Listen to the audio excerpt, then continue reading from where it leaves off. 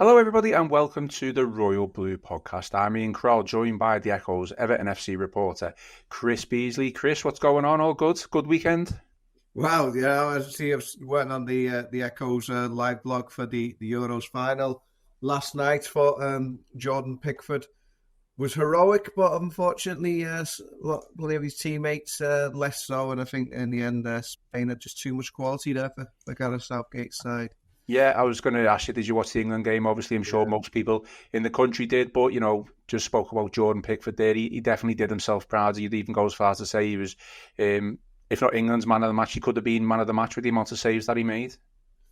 Yeah, he certainly kept England in the game, didn't he, in that second half when Spain were turning the screw and England were very much on the ropes for a lot of the time. I mean, either side of that of Cole Palmer's equaliser. I know he made a couple of great saves for the young lad, Yamal, who's obviously the wonder kid for Spain, and denied him a couple of times, a bit like a nightclub bouncer. No way through for the 17-year-old, but yeah, in the end, Spain, who were the team of the tournament, had a bit too much quality in those key moments. A couple of well-worked goals, and again left wondering what could have been with Gareth Southgate's tactics, because I thought that certainly in terms of the squad depth and the quality that England had at their disposal, as much as Spain got some great individuals, England certainly were inferior in the talent stakes, but I think it might have been Mika Richards who said actually whereas England have got the better squad, Spain probably had the better team in that they all knew what they were doing. Yeah, okay, well, obviously commiserations to England and Jordan Pickford, but he obviously much needed time off for Jordan there, and I'm sure he'll be back for the first game of the season, barring any injuries. But unfortunately, we are not live today for the Royal Blue podcast, but please get your thoughts in anyway, get your opinions in, and I'll take a look once this is published on the Royal Blue YouTube channel, as well as podcast platforms, Apple and Spotify as well. The interaction is obviously still really important to us, and we love to know where fans' heads are with every Everton topic. Plenty of Everton topics to get through, as always. And one topic I want to speak about today, Chris, is Amadou Onana. But before we officially get going on today's show, just a reminder that our Everton FC correspondent, Joe Thomas, is in Ireland this week following the Blues in the build-up to the first pre-season friendly of the season against Sligo Rovers. So please keep an eye out for Joe's articles on the Echo website and video updates on the Royal Blue YouTube channel.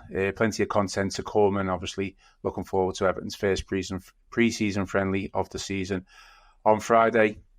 Lastly, before we do get going, Chris, last week we published our latest Goodison Park My Home interview with Leon Osman. How do you think it went? Had any feedback so far? Yeah, I was pleased with.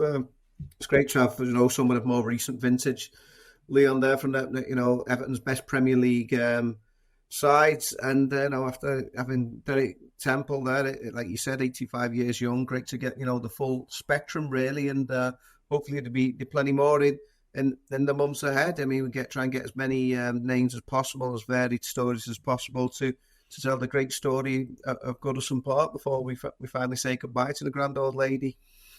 Yeah, absolutely. And if you haven't watched that or listened to it on our platforms, go and give it a watch. It's well worth a go. Obviously, Leon Osman, a former player, quite recent compared to some of the players that we've had on the series lately, but really good interview with Leon, and yeah, it's definitely worth a go. Okay, well, Chris, we're short on time today. Obviously, say Joe's away. You're busy writing, I'm busy producing, and busy hosting today's show. So, but there is some, big Everton news to speak about. Aston Villa are close to agreeing a deal with Everton over Amadou Onana. The deal is reportedly set to be in the region of £50 million. The story broke early on Saturday morning. Just your initial thoughts, really, on that deal. Yeah, it's been the one, isn't it? The most palatable exit of all of Everton's big names. I think everyone agreed on that one.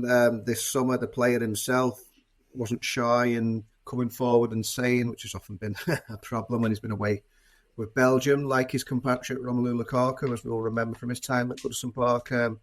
he wasn't backwards and coming forwards and saying that he was using the Euros as a platform, as a springboard to try and get a move. And to be honest, I think that probably suits all parties. Let's remember, for all his huge talent, and he is a huge talent, and I've said all along, the great fear is that he'll go on and move from Everton and sort of show that on a more regular basis.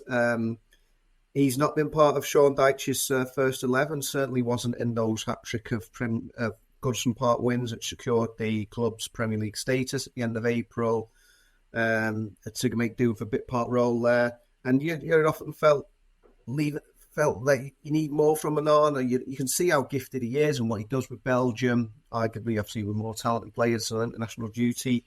Whether it's that, whether it's his attitude, whether it's Dyche's tactics, he never sort of fully clicked for him at Everton, despite that huge potential. So, on the one hand, Everton probably aren't getting the kind of fee that they might have been expecting a year ago. I know when Manchester United, who were long-term admirers, when they were sniffing around last August, the noises I were getting from the club, I was being told that Pete and Goodison insiders rating him higher than Moises Caicedo, who'd just gone to Chelsea for a British record, 115 million. They felt in time he could reach those levels or even surpass them. So at 50 million, that's probably not the kind of fee they might have been expecting then. But crucially, I think that Everton have been strategic in this, and they think, well, if we can make a profit on Onana, okay, not a huge profit, and maybe sell him for less than we might have hoped for, it means that some of the other clubs' most prized assets can stay put. Namely Jared Braithwaite, the fact that Manchester United have come in for him twice this summer, 2 bids way below Everton's valuation for the player. We've been through this so many times, and they don't need to, they don't want to sell Braithwaite. And hopefully, if the Onana sale can keep the Wolves from the door with the likes of Jared Braithwaite and allow Everton to rebuild this squad for the historic final season at Goodison Park, it could actually be, despite the fee, that the most astute piece of business Everton do all summer. Well, you obviously mentioned the fee and the valuation. The valuation among Everton fans, is what I've seen on social media, seems to be the big bone of contention. You've already mentioned Moises Caicedo went to Chelsea for 100 million. You've also got Romeo Lavia went to Chelsea for 60 million from Southampton. At the time when this news broke, I felt 50 million was, a fair offer for a player who, just wasn't fitting into Sean Dyche's side. That was quite clear, despite, all of his talents and all of his attributes that he could bring. He's certainly a player who divides opinion. I don't think people are too fussed that he's going. I just think the valuation is the big bone of contention, as mentioned. So are fans right to complain about the 50 million? I mean, again, I've read over the course of the past 24 hours that it's actually slightly more than 50 million. They may be looking in the region of 55 with add-ons included in that. So are we right to say 50 million's fine, or are we right to complain and say we should be getting more from a player? Considering Moises Caicedo and Lavia have done absolutely nothing for Chelsea over the past 12 months. Yeah, I think that it all fits into the strategy. On the one hand, I mean, you're right, as we said, it's, as I've already spelled out, it's not the kind of fee that Everton may be expecting in isolation. Certainly last summer, I mean, to be fair, Onana didn't really kick on as well as we would have liked. But we all know what a huge talent he is. And as you rightly say, the likes of Moises Caicedo and the way, Lavia as well at Chelsea, the way that they've played or sort of not performed at Stamford Bridge. And I know that, to be fair, he was one who they were pointing to last summer in terms of the valuation of Onana. So that's fair enough. But like I said, it's what it means for the other transfers at Everton. I mean, they've obviously taken an approach here, I think, early in the summer, let it be known that this would be Onana's valuation and we're willing to do a deal at this price. And in doing so, like I said, it can facilitate the squad building, the rebuilding at Goodison Park, and hopefully mean that other prize assets aren't going. Because if you look at the main players at Everton who could have been or could still leave this summer. You've got Jared Bramthwaite, a generational talent, biggest defensive prospect in English football. And then you've got Dominic Calvert-Lewin, who's entering into the last 12 months of his contract, is integral to the way Everton play, the way they set up, whether he's scoring or not, the way that they play under Sean Dyche. He's very important to that and would be very difficult to replace, certainly if funds are tight at Everton. Whereas Amadou Onana, for all his undoubted talent and huge potential, like I said, should probably be seen in the years to come. He was a bit part player, so if you actually getting that kind of money for somebody who isn't even in your first 11 and what it means that you can do with the rest of the squad. And that's why it could be such an inspired piece of business. And I think that probably the reason why Everton were willing to let him go for a bit less than they would have expected to get in the past, because they know that they can do so much more if they get this deal done, as opposed to, you can imagine, obviously, the uproar if Bramthwaite goes between now and the end of the window, and Calvert-Lewin is usually a divisive one, because I think a lot of people, including you and I, would actually rather risk losing him for nothing next season and for Everton to move into the new stadium sort of safely intact as a Premier League club. But I know that I understand that there are people high up at the club who are loath to let him go for nothing. So, that's a huge dilemma. So in letting Onana go for 50 million plus add-ons, less than what you might have hoped, I mean, it can actually mean so much more in terms of the full picture at Everton and what they can do with that money and who they can hold on to. Well, I found an interesting stat over the weekend, Chris, with regards to Onana, and I'll just read it out here. Onana's got the lowest win rate percentage of all of Everton's central midfield options in the Premier League, which, when you think about it, is probably not a stat too hard to find, considering he didn't play or didn't start, at least in the 3 games of that basically kept Everton up. The Nottingham Forest, Liverpool and Brentford wins. What a week that was. Fantastic. 3 victories on the 9 points propelled Everton basically up the table. But if you look at it, you've got Decore with a 41% win percentage, you've got Guy with 36, you've got James Garner with 32, and then Onana there just out of all the central midfield options with 30%. So it's kind of, you've already, or it backs up your claims, or you've already touched upon it, whatever way you want to look at that. He was becoming some sort of a bit part player under Sean Dyche, and Everton seemed to be a little bit more effective with him not in the team, and maybe him just coming on as a substitute to shore things up. Yeah, it just, like I said, that stat points to the fact that he wasn't in an Everton team when they were at their most effective.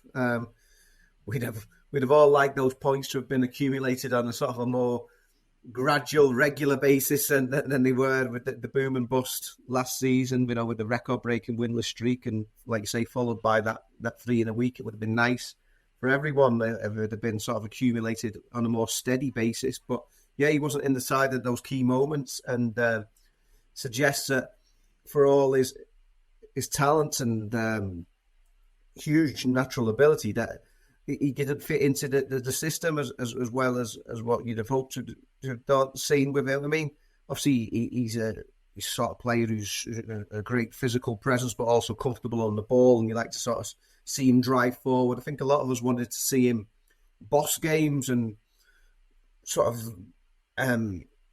dominate opponents, and it never really happened for him. And like I said, whether that's him, whether that's Dyche's tactics, or just a combination of them both, he wasn't an integral part of that Everton side when they were at their most effective. I know he chipped him a couple of goals, but you just had this feeling that you just wanted more from him, because you could see how good he was and is and will be.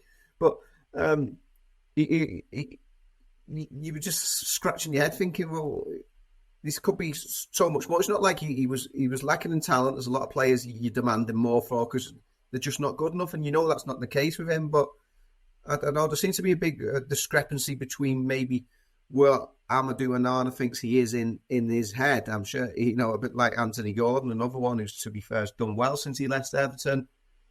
Not lacking in self-confidence at all, hugely confident in his own ability, and that might be the case with Onana. I've heard some people, use the phrase "a legend in his own lunchtime," and maybe he thought, he sort of made it before he did. I don't think there's necessarily an attitude problem there. He's a very intelligent, articulate young man. I've been fortunate enough to spend time in his company when we both actually visited the new stadium site for the first time, and I remember him saying about how he could picture the fans there, when it opens. I mean, ultimately, he's not going to be an Everton player now when that stadium opens, but I know he's a very intelligent young man, speaks 5 languages, and clever in terms of football point of view as well. But that's why you were just left disappointed, really, that he couldn't do more for Everton in his time for the club, because you saw in fleeting moments how good he was, but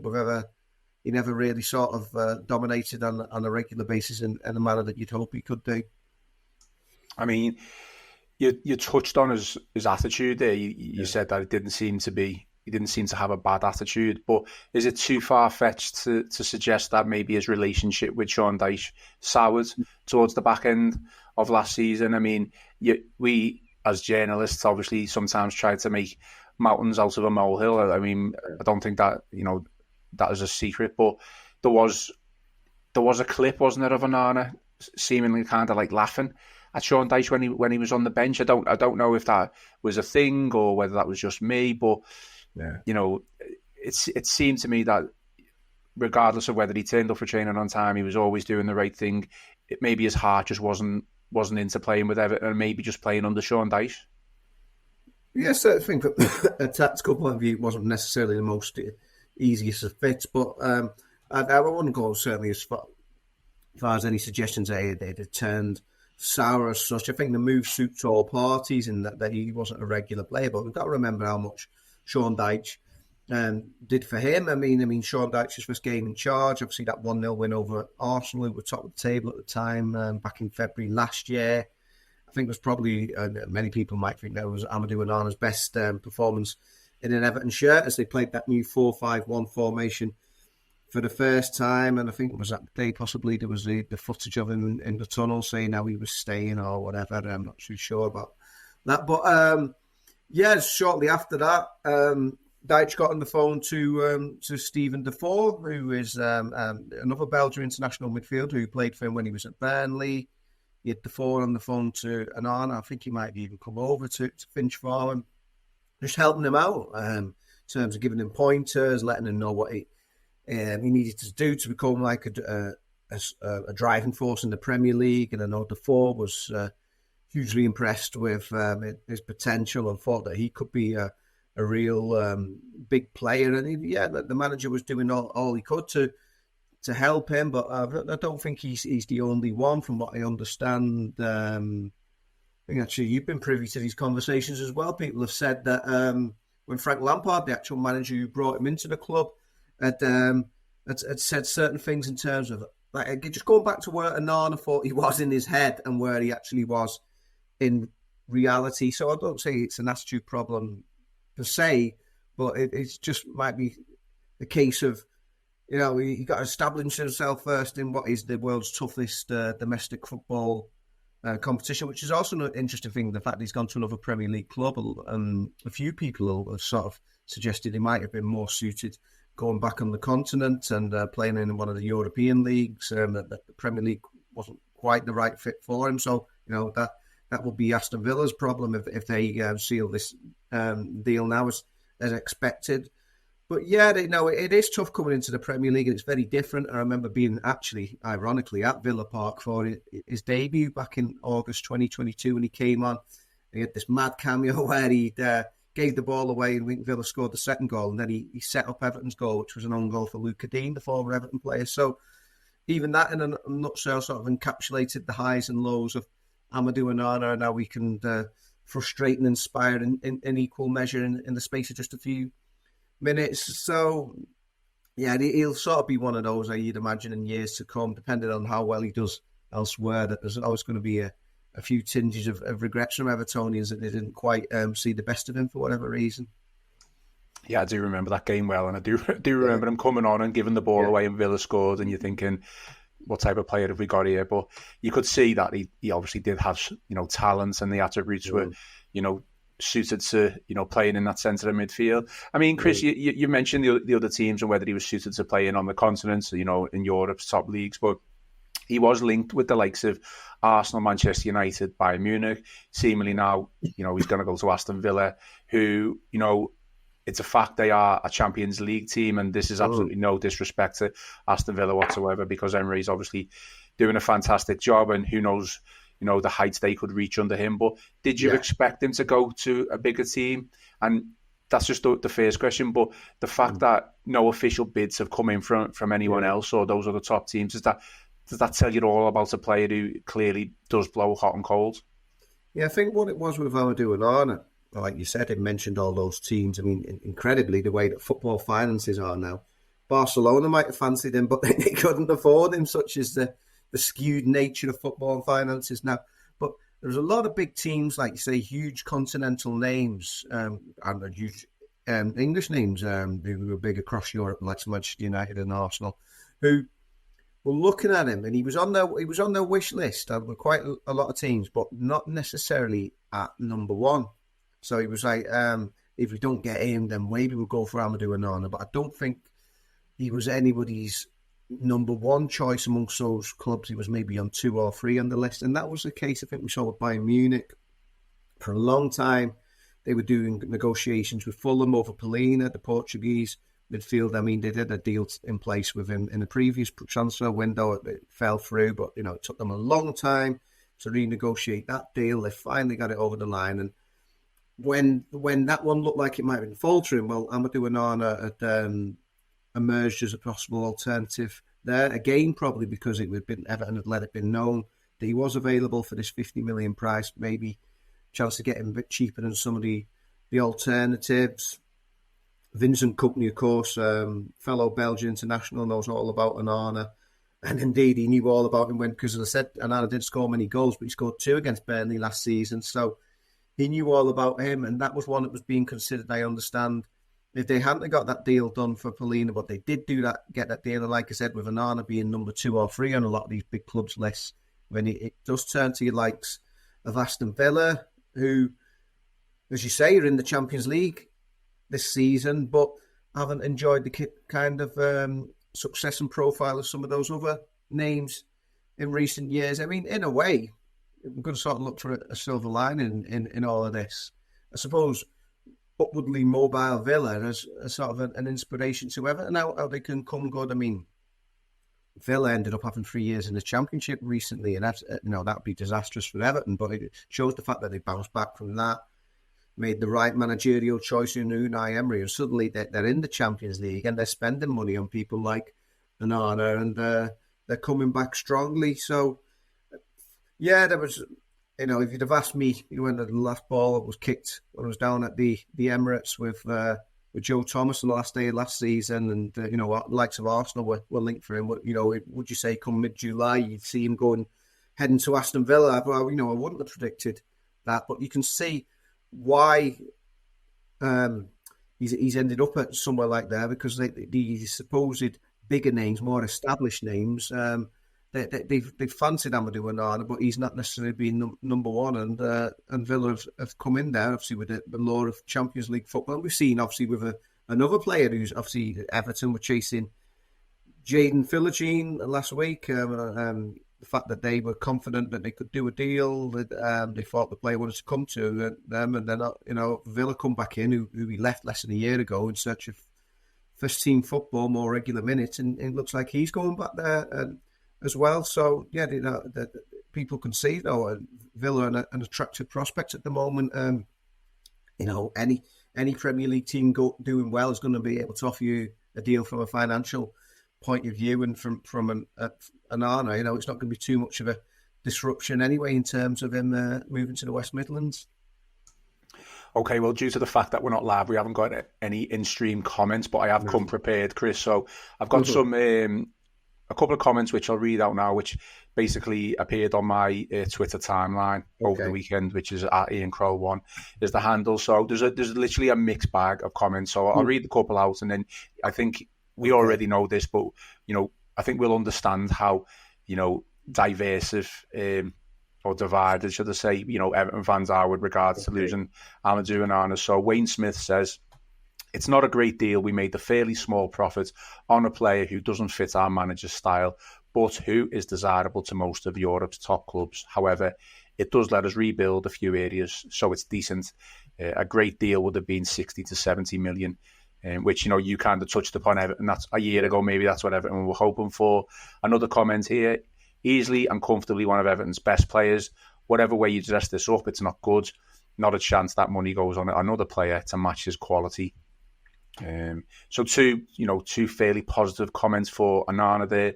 Another one, when it came to the crunch and we needed to get out of that mid-season slump, Onana was one that missed out, and the midfield was far more balanced without him. Not to say he isn't a quality player and could do it elsewhere.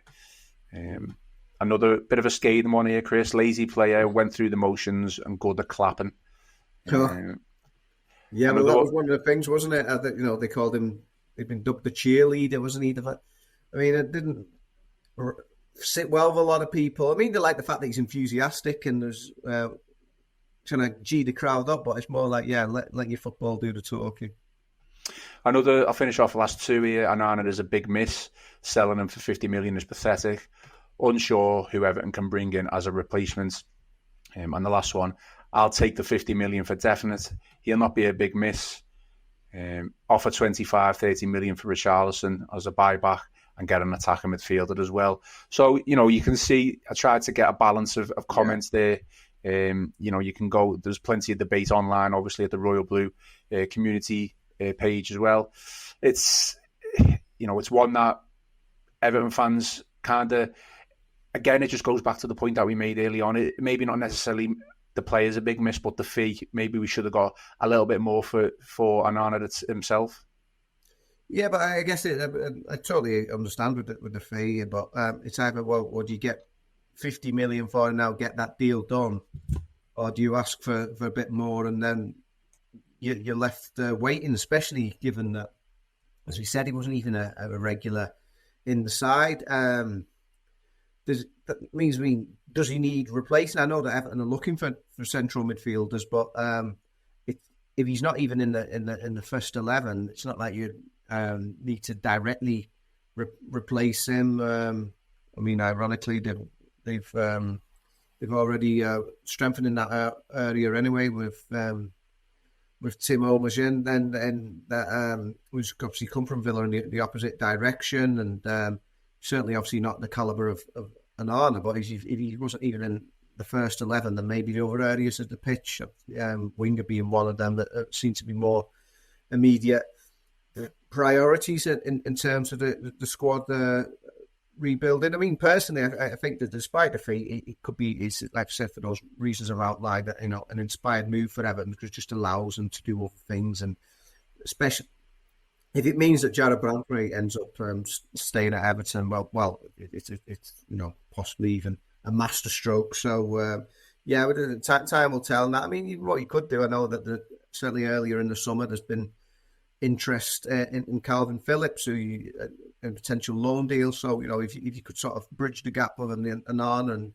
get him on loan, I know he's a player Dyche likes and who rates, and stock is low at the moment after a very tough time at Manchester City and on loan at West Ham United. But maybe it's the time to move for somebody like that, and actually, when they are on the cheaper side of things, actually could be an opportunity to sort of revive his career at Goodison Park. So it's not like they need to go out and spend that money again on Onana right now. It's probably sort of over the areas that they're looking at.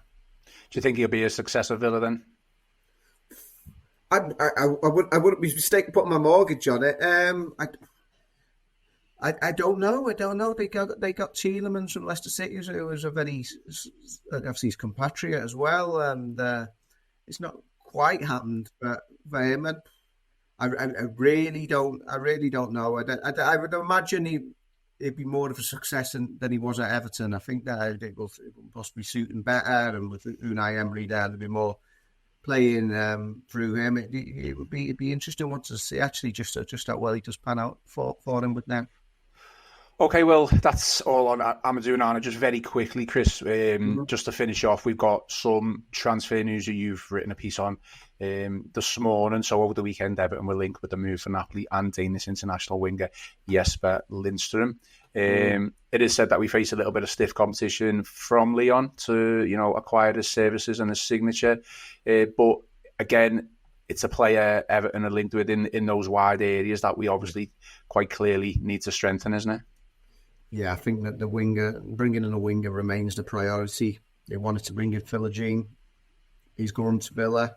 And it looks like Lundstrom is an alternative in that area. He only moved to Napoli a year ago. Started off at Brøndby in his homeland. He's Danish international. Then Eintracht Frankfurt in the Bundesliga. And I know Napoli paid, I think, about 30 million euros for him last season. Bit like Dwight McNeil, he's coming in, if he does come in, on the back of a season which he didn't score a single goal for Napoli. So obviously that's why things have turned sour for him in Italy. If you look at my piece, to be fair, it does show other areas which offer more encouragement in his game. Looking at his all-round game, there are plenty of reasons to think that he could be a quality player who might do well at Everton. It remains to be seen whether they get that one in line. But yeah, winger is a priority, given that Danjume's gone back to Villarreal and Lewis Dobbin, another one who's gone to Villa. It'll be interesting to see how many minutes he gets now with Philogene going back there. Despite Jack Harrison coming back for another year on loan, that they do want more options there in the wide areas, because they probably didn't have enough last season. The fact that they were using the same players all the time. Yeah, I'd definitely like to see another wide player coming in, and he's one who it's been reported that they are trying to strike a deal for. Yeah, I mean, Chris, as mentioned there, anyone who's listening or watching, you can read Chris's piece on the Liverpool Echo website on Jesper Lindstrom, live and in colour on the Echo website. I mean, you just to finish off, Chris, you touched on it there slightly.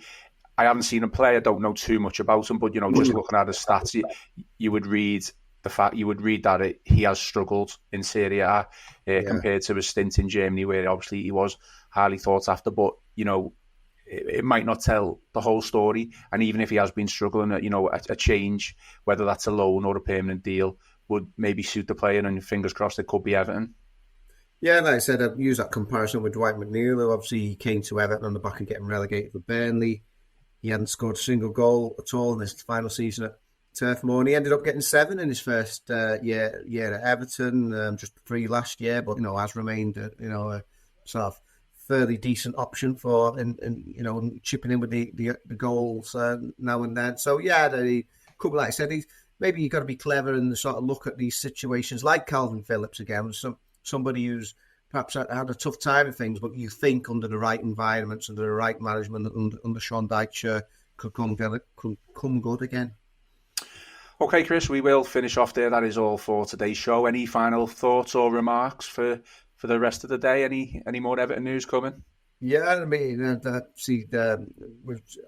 aftermath of the Euros there. We're going to be looking at Lee Carsley and the fact that he could be touted as a potential next England manager. And then there's obviously the usual transfer stuff as we're gearing up for a busy week with the team heading off to the Emerald Isle. Okay, well, please remember to hit the like button and share button. Please also, if you haven't already, subscribe to the Royal Blue podcast and also leave us a 5-star review on Apple Podcasts and Spotify. We're also on Facebook, which is Everton FC Liverpool Echo. I've been Ian Croll, joined by Chris Beesley, and this has been the Royal Blue podcast.